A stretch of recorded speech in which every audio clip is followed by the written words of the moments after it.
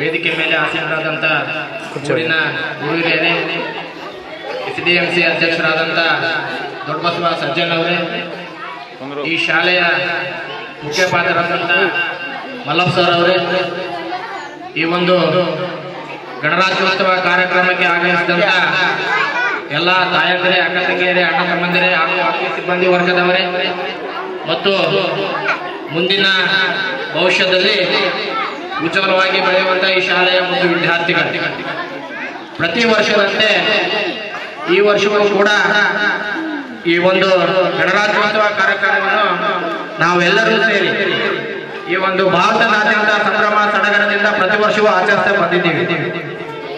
August 15, 1947ರಂದು Bharat ಸ್ವಾತಂತ್ರ್ಯದ ನಂತರ August 29ರಂದು ಸಂವಿಧಾನ ಶಿಲ್ಪಿ ಎಂದೇ ಹೆಸರಾದ ಪ್ರಖ್ಯಾತ ವ್ಯಕ್ತಿ ಡಾಕ್ಟರ್ ಬಾಬಾ ಸಾಹೇಬ್ ಅಂಬೇಡ್ಕರ್ ಅವರ ನೇತೃತ್ವದಲ್ಲಿ ಕರಡು ಸಮಿತಿ ನೇಮಕಾತಿಯನ್ನು ಮಾಡಲಾಗುತ್ತದೆ ಮತ್ತು ನವೆಂಬರ್ 26, 1949ರಂದು ಅಂಗೀಕರಿಸಲ್ಪಟ್ಟ ಅನೇಕ ಪರಿಶೀಲನೆ ಮತ್ತು ತಿದ್ದುಪಡಿಗಳ ನಂತರ ಇದೇ ಜನವರಿ 26, 1950ರಂದು ಈ ದಿನದಂದೇ ಭಾರತ ಸಂವಿಧಾನ ಜಾರಿಗೆ ತರಲಾಗ್ತದೆ.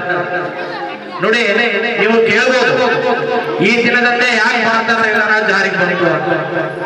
ಇದರಿಂದ ಒಂದು ಆಸಕ್ತಿಕರ ಹಿನ್ನೆಲೆ ಇದೆ, ಬಹುದೊಡ್ಡ ಆಸಕ್ತಿಕರ ಹಿನ್ನೆಲೆ ಇದೆ. ಭಾರತ ಸ್ವತಂತ್ರ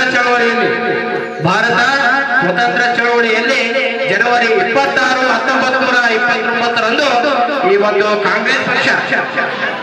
ಕಾಂಗ್ರೆಸ್ ಪಕ್ಷ ತನ್ನದೇ ಆದಂತಹ ಪೂರ್ಣ ಸ್ವರಾಜ್ಯತೆಯನ್ನು ಹಾಕಿಕೊಳ್ಳುತ್ತೆ ಮತ್ತು ಈ ಒಂದು ಕಾಂಗ್ರೆಸ್ ಅಧಿವೇಶನ ಏರ್ಪಡಿಸ್ತಾರೆ. ಎಲ್ಲಿ ಏರ್ಪಡಿಸ್ತಾರಪ್ಪ ಅಂತಂದ್ರೆ ಲಾಹೋರ್ನಲ್ಲಿ ಏರ್ಪಡಿಸ್ತಾರೆ. ಲಾಹೋರ್ನಲ್ಲಿ ಈ ಒಂದು ಕಾಂಗ್ರೆಸ್ ಅಧಿವೇಶನ ಏರ್ಪಡಿಸಿ ಆ ಒಂದು ಅಧಿವೇಶನದಲ್ಲಿ ನಿರ್ಧಾರವನ್ನು ತೆಗೆದುಕೊಂಡು ಆ ಒಂದು ಅಧಿವೇಶನದಲ್ಲಿ ಘೋಷಣೆಯನ್ನು ಕೂಗ್ತಾರೆ. ಅದು ಯಾವ ಘೋಷಣೆಪ್ಪ ಅಂತಂದ್ರೆ, ಭಾರತೀಯ ರಾಷ್ಟ್ರೀಯ ಕಾಂಗ್ರೆಸ್ ಪಕ್ಷ ಪೂರ್ಣ ಸ್ವರಾಜ್ಯತೆಯನ್ನು ಹಾಕಿಕೊಂಡಂತಹ ಸಂದರ್ಭದಲ್ಲಿ ಆ ಒಂದು ಅಧಿವೇಶನದಲ್ಲಿ ನಿರ್ಧಾರವನ್ನು ತೆಗೆದುಕೊಂಡು ಪೂರ್ಣ ಸ್ವರಾಜ್ಯ ದಿನ ಎಂದು ಘೋಷಣೆ ಮಾಡ್ತಾರೆ. ಪೂರ್ಣ ಸ್ವರಾಜ್ಯ ದಿನ ಎಂದು ಘೋಷಣೆ ಮಾಡುವುದರ ಜೊತೆಗೆ ಇದೇ ಕಾರಣಕ್ಕಾಗಿಯೇ ಭಾರತದ ಸ್ವಾತಂತ್ರ್ಯದ ನಂತರ ಈ ದಿನದಂದೇ ಭಾರತ ಸಂವಿಧಾನ ಜಾರಿಗೆ ತರಲಾಗ್ತದೆ. ನೋಡಿ, ಒಬ್ಬನು ಚಪ್ಪಲಿ ಹೊಲಿಯವನು ಇರ್ತಾನೆ, ಏಂತಿ ಕೂಲಿ ಕೆಲಸ ಮಾಡ್ತಿರ್ತಾರೆ. ಅವ್ರದ್ದು ಬಹಳ ಬಡತನ ಪರಿಸ್ಥಿತಿ, ಯಾವುದೋ ಒಂದು ಆಫೀಸ್ ಹತ್ರ ಚಪ್ಪಲಿ ಹೊಲಿತಾ ಬಂದಂತ ದುಡ್ಡಲ್ಲಿ ಜೀವನ ನಡೆಸ್ತಿರ್ತಾರೆ. ಆ ತಾಯಿ ಗಂಡನಿಗೆ ಊಟಕ್ಕೆ ಬಡಿಸ್ತಾ ಹೇಳ್ತಾಳೆ, ರೀ ನಾನು ಗರ್ಭಿಣಿ ಆಗಿದ್ದೀನಿ ಅಂತ. ಅವನಿಗೆ ಬಹಳ ಖುಷಿ ಆಗ್ತದೆ, ಯಾಕಂತಂದ್ರೆ ಅವನಿಗೆ ದುಡ್ದು ಸಾಕಾಗಿರುತ್ತೆ. ಆ ತಾಯಿ ತನ್ನ ಗರ್ಭದಲ್ಲಿರುವ ಮಗುವಿನ ಬಗ್ಗೆ ಕನಸನ್ನ ಕಾಣ್ತಾಳೆ.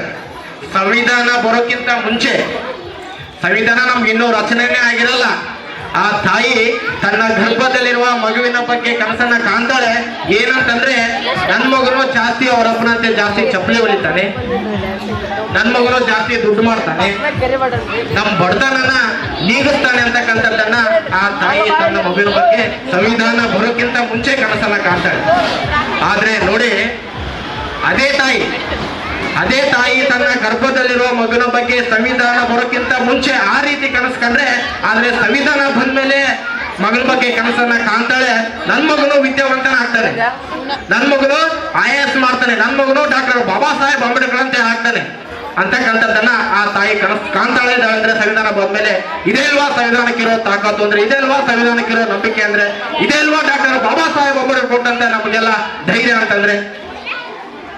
ನೋಡಿ, ಬಾಬಾ ಸಾಹೇಬ್ ಅಂಬೇಡ್ಕರ್ ಅವರು ಕೇವಲ ಜಾತಿಗಷ್ಟೇ ಸೀಮಿತ ಆದಂತ ವ್ಯಕ್ತಿ ಅಲ್ಲ. ಬಾಬಾ ಸಾಹೇಬ್ ಅಂಬೇಡ್ಕರ್ ಅವರು ಕೇವಲ ಜಾತಿಗಷ್ಟೇ ಸೀಮಿತ ಆದಂತ ವ್ಯಕ್ತಿ ಅಲ್ಲ. ಭಾರತ ದೇಶದಲ್ಲಿ ಇವತ್ತು ವಿದ್ಯೆ ಅಂದ್ರೆ ಅಂಬೇಡ್ಕರ್, ಭಾರತ ದೇಶದಲ್ಲಿ ಇವತ್ತು ಅರಿವು ಅಂದ್ರೆ ಅಂಬೇಡ್ಕರ್, ಭಾರತ ದೇಶದಲ್ಲಿ ಇವತ್ತು ಸಂವಿಧಾನ ಅಂದ್ರೆ ಅಂಬೇಡ್ಕರ್, ಭಾರತ ದೇಶದಲ್ಲಿ ಇವತ್ತು ಸಾಧನೆ ಅಂದ್ರೆ ಅಂಬೇಡ್ಕರ್, ಭಾರತ ದೇಶದಲ್ಲಿ ಇವತ್ತು ಕ್ರಾಂತಿ ಅಂದ್ರೆ ಅಂಬೇಡ್ಕರ್, ಭಾರತ ದೇಶದಲ್ಲಿ ಇವತ್ತು ಸಂಘಟನೆ ಅಂದ್ರೆ ಅಂಬೇಡ್ಕರ್, ಭಾರತ ದೇಶದಲ್ಲಿ ಇವತ್ತು ಧ್ವನಿ ಇಲ್ಲದವರಿಗೆ ಧ್ವನಿ ಎತ್ತಿ ಮಾತನಾಡುವ ಅವಕಾಶ ಮಾಡಿಕೊಟ್ಟಂತ ಏಕೈಕ ಮಹಾನ್ ವ್ಯಕ್ತಿ ಯಾರು ಇದ್ರೆ ಅದು ಡಾಕ್ಟರ್ ಬಾಬಾ ಸಾಹೇಬ್ ಅಂಬೇಡ್ಕರ್ ಅಂತಕ್ಕಂಥದ್ದನ್ನು ಈ ಸಂದರ್ಭದಲ್ಲಿ ನಾನು ಹೇಳಕ್ ಇಷ್ಟಪಡ್ತೇನೆ. ನೋಡಿ, ಡಾಕ್ಟರ್ ಬಾಬಾ ಸಾಹೇಬ್ ಅಂಬೇಡ್ಕರ್ ಅವರೇ ನಮ್ಗೆ ನಿಜವಾದ ಸ್ಫೂರ್ತಿದಾಯಕ ವ್ಯಕ್ತಿ. ಯಾಕಂತಂದ್ರೆ ಈ ಸಮಾಜದಲ್ಲಿ ನಾವು ಬದುಕ್ತಾ ಇದೀವಿ, ಈ ಸಮಾಜದಲ್ಲಿ ನಾವು ತಲೆ ಎತ್ತಿ ನಡೀತಾ ಇದೀವಿ ಅಂದ್ರೆ ಇದು ಅವ್ರು ಕೊಟ್ಟಂತ ಬಾಬಾ ಸಾಹೇಬ್ ಅಂಬೇಡ್ಕರ್ ಕೊಟ್ಟಂತ ಭಿಕ್ಷೆ ಅಂತ ನಾನು ಹೇಳಕ್ ಇಷ್ಟಪಡ್ತೀನಿ. ಜಗತ್ತಿನಲ್ಲಿ ಅತಿ ಶ್ರೇಷ್ಠವಾದ ಯೂನಿವರ್ಸಿಟಿ ಅಮೆರಿಕದ ಕೊಲಂಬಿಯಾ ಯೂನಿವರ್ಸಿಟಿ. ಆ ಕೊಲಂಬಿಯಾ ಯೂನಿವರ್ಸಿಟಿಯಲ್ಲಿ 6 ಜನ ಬುದ್ಧಿವಂತ ವಿದ್ಯಾರ್ಥಿಗಳನ್ನ ಆಯ್ಕೆ ಮಾಡ್ತಾರೆ. 6 ಜನ ವಿದ್ಯಾರ್ಥಿಗಳನ್ನ ಆಯ್ಕೆ ಮಾಡುವಂತರಲ್ಲಿ ಆ 6 ಜನ ವಿದ್ಯಾರ್ಥಿಗಳಲ್ಲಿ ನಂಬರ್ 1 ಸ್ಥಾನ ಯಾರಿಗೆ ಕೊಡಬೇಕು ಅಂತಂದಾಗ ಅವ್ರು ಬರೆದ ಹೆಸರೇ ನೋಡಿ. ಮಕ್ಕಳು ಕೇಳಿಸ್ಕೊಳ್ಳಿ, ಯಾರನ್ನ ನಾವು ಕೀಳು ಜಾತಿ ಅಂತ ಹೊರ ಹಾಕ್ತಿದ್ವು, ಯಾರನ್ನ ನಾವು ಕೀಳು ಜಾತಿ ಅಂತ ಮುಟ್ಟದೆ ನಾವು ದೂರ ಹೋಗ್ತಿದ್ವು, ಯಾರನ್ನ ಅವನು ಆ ಜಾತಿಯವನು ಶಾಲೆಯಲ್ಲಿ ಕೊಡೋಕೆ ಅರ್ಹನಲ್ಲ, ಯೋಗ್ಯನಲ್ಲ ಅಂತ ಅವನು ದೂರ ಹೇಳ್ತಿದ್ವು, ಅದೇ ನಂಬರ್ 1 ಸ್ಥಾನದಲ್ಲಿ ಭಾರತಾನ್ವಿತ ಪ್ರತಿಭಾವಂತ ವಿದ್ಯಾರ್ಥಿ ಅಂತ ಆ ಜಗತ್ತಿನ ಅತಿ ಶ್ರೇಷ್ಠ ಅಮೆರಿಕದ Colombia university doctor Baba Saheb Ambedkar ಘೋಷಣೆ ಮಾಡ್ತಾರೆ. ಡಾಕ್ಟರ್ ಬಾಬಾ ಸಾಹೇಬ್ ಅಂಬೇಡ್ಕರ್ ಒಂದು ಮಾತು ಹೇಳ್ತಾರೆ, ಏನಂತಂದ್ರೆ, ಓದು ಓದು ಓದು, ಶತ್ರುಗಳು ಎದುರುವುದು ನೀನು ಹಾಕಿಕೊಂಡಿರುವಂತ ಬ್ರಾಂಡೆಡ್ ಬಟ್ಟೆಗಳಿಗೆಲ್ಲ, ಶತ್ರುಗಳು ಎದುರುವುದು ನೀನು ಹಾಕಿಕೊಂಡಿರುವಂತ ಬ್ರಾಂಡೆಡ್ ಶೂಗಳಿಗೆಲ್ಲ, ಶತ್ರುಗಳು ಎದುರುವುದು ಮಾತ್ರ ನಿನ್ನಲ್ಲಿರುವ ವಿದ್ಯೆ ಮತ್ತು ಜ್ಞಾನ ಅಂತಕ್ಕಂಥದ್ದನ್ನ ಬಾಬಾ ಸಾಹೇಬ್ ಅಂಬೇಡ್ಕರ್ ಹೇಳ್ತಾರೆ. ಈ ಸಂದರ್ಭದಲ್ಲಿ ಬಾಬಾ ಸಾಹೇಬ್ ಅಂಬೇಡ್ಕರ್ ನೆನೆಸ್ತಾ ಈ ವೇದಿಕೆ ಮೇಲೆ ನನಗೆ ಮಾತನಾಡಲು ಅವಕಾಶ ಮಾಡಿಕೊಟ್ಟಂತ ಎಲ್ಲರಿಗೂ ಧನ್ಯವಾದ ಹೇಳ್ತಾ ನಾನು ಚಿಕ್ಕ ಭಾಷಣ ಮುಗಿಸ್ತೇನೆ. ಜೈ ಹಿಂದ್, ಜೈ ಕರ್ನಾಟಕ.